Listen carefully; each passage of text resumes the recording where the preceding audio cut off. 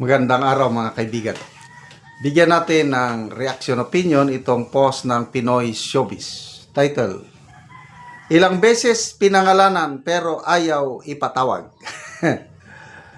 Question ni Senate President at Senator Judge.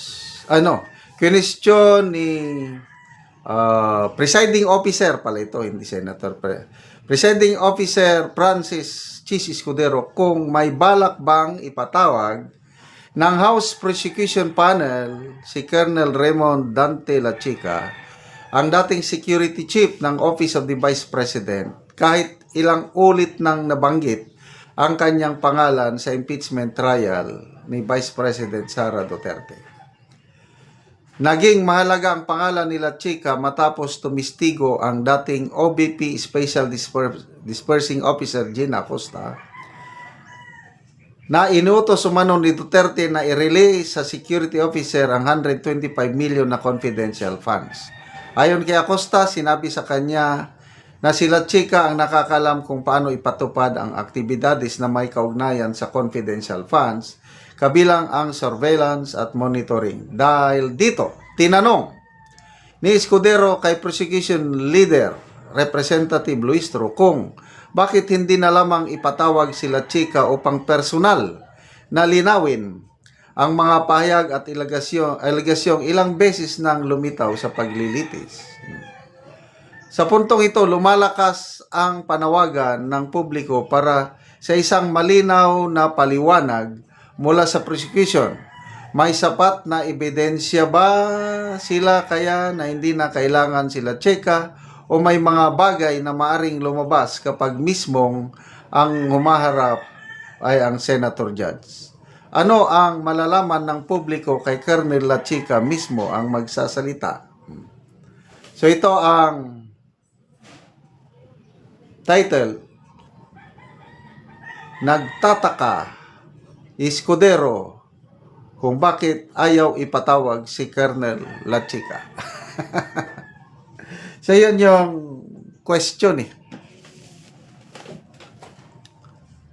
Para matapos na ang issue, dapat ipatawag na.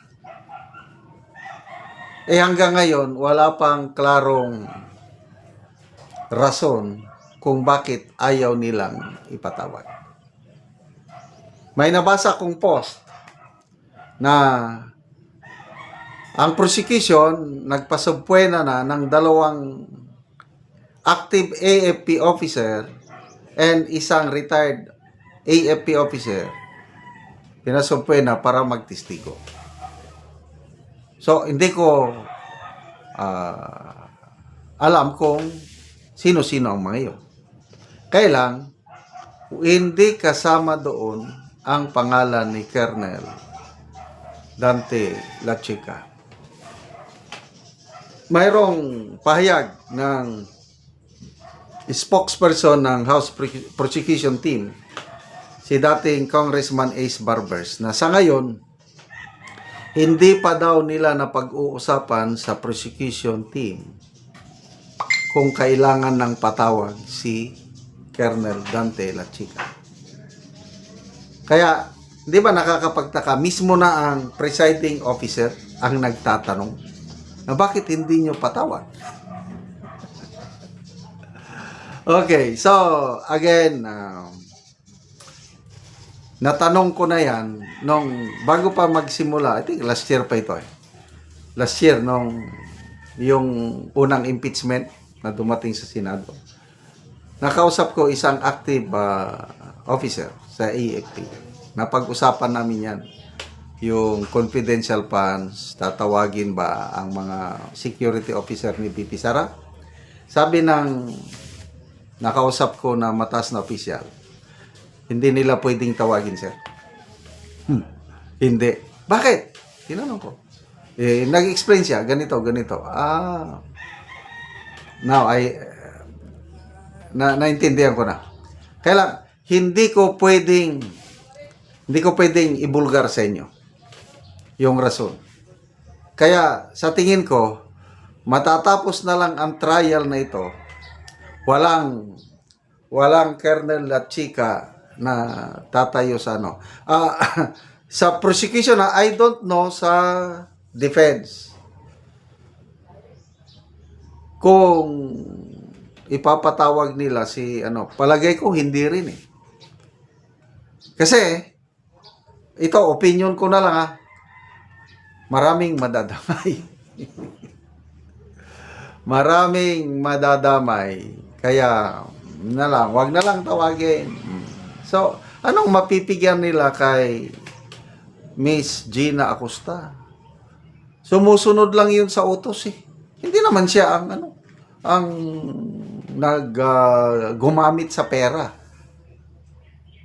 Ang kanya lang bilang disbursing officer, ininkas ang pera, sinunod ang utos, ibigay ang pera kay Colonel La Chica, then bahala na si Colonel La Chica. Kaya, ang mananagot dito, si Colonel La Chica. Kaya nga yung babala ni Congressman Terry Ridon na baka makulong si Colonel La Chica. O di sige, kung mapatunayan, di ikulong ninyo. Bakit hindi? Kailang patunayan nyo muna. Hindi yung palagi na lang salita na winaldas, waldas, mga ganun. Ang dami dyan. Ilan lang yun? 125 million lang yan. Eh, yung bilyones. Oh. Office of the President. Every year, 4 billion plus ang kanyang confidential funds. Ang tanong, paano ginamit? Oh, wala lang.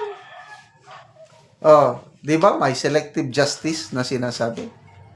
Kaya, sige.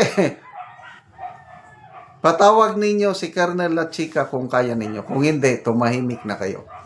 Salamat mga kaibigan sa inyong pagsubaybay sa channel nito. Nakakatulong kayo ng malaki sa tribong Talandig ng Bukidnon dahil ang sweldo natin sa channel nito is pantulong sa tribo.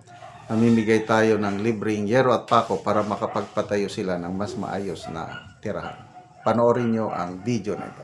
Sa balay ni Angkol Sinaon sa Lelo nga taga sitio Mauswagon sakop sa Barangay San Miguel, Talakag, Bukidnon. Sumuni siya ang natabangan sa hero kay ang iyang atop mga buslot na.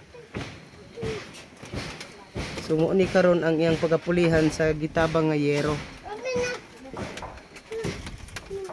Kang kayong salamat sa among nadawat nga tabang sa mua nga nakilis mig atop. Buslot pa kayong tao ng among atop.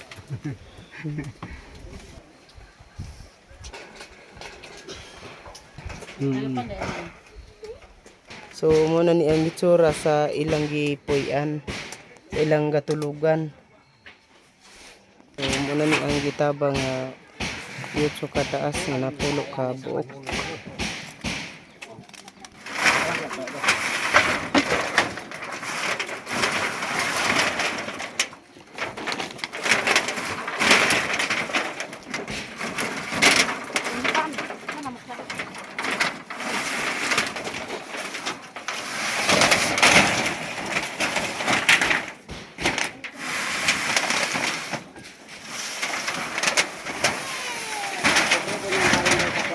Dinenda sa bari no talagtasan te. Sapat na idan.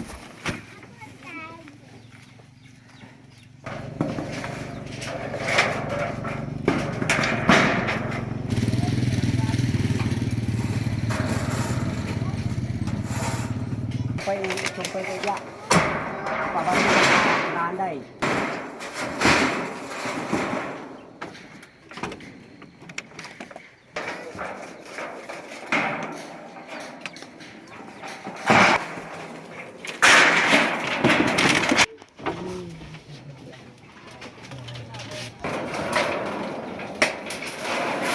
O karon naman na gyud sa pag-atop ang ginatabang nga yero. So maayo na gyud di na gyud sila maulanan. Una, daghang kayong salamat sa tabang sa Ginoo nga miabot sa among nga grasya o sa among nga galon nga nagtabang og sin. Kay sukad-sukad pa wa gid mi kanus nakadawat sa hinabang nga sin. Karon 20 na katuig ning among balay nga naguba na. So karon pa gyud nakadawat mi og hinabang, daghang kayong salamat. Sa among nga galon nga naluoy sa amo nga naghatag og tabang nga sin. So manginaot mi ang nagtabang among agalon ang ginunay magabalo sa maayo ang ilang panlawas og tagaan sila pa og dagang panalangin nga tagaan pa siya nga sa mataas nga kinabuhi. Salamat daghang kayo, kayong Col. salamat. Salamat kayo, Col.